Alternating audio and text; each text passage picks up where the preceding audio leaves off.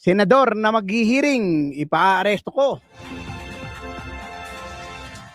Nagbanta si Senator Erwin Tulfo na ipaaresto ang sinumang senador na magsasagawa ng hearing ng Senate Blue Ribbon Committee. Sa isang video message, sinabi ni Tulfo na siya ang lehitimong chairman ng naturang komite at tanging may kapangyarihan para magpatawag ng investigasyon sa ilalim nito.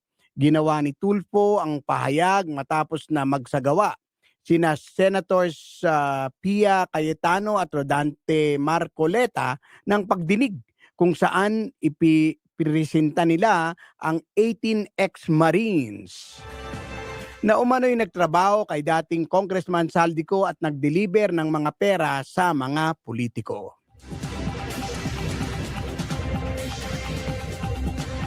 Kung sila uulitin po nilang mag-hearing, subukan po nila, lalo na po yung Blue Ribbon. Subukan po ninyo, mag-hearing po kayo ng Blue Ribbon. Kasi po, hindi na po ako papayag na mag-hearingan kayo dyan at I will have you arrested.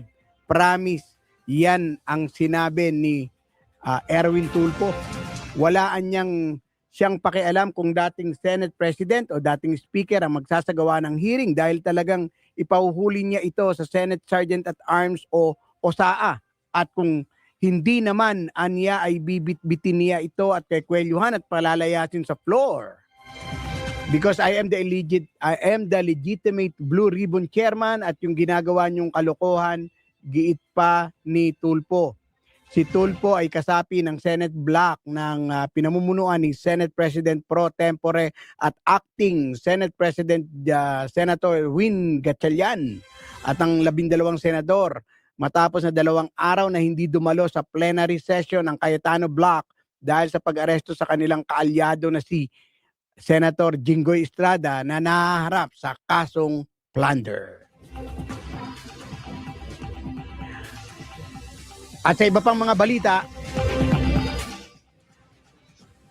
Ombudsman kay Cayetano, umayos, maghunos dili ka.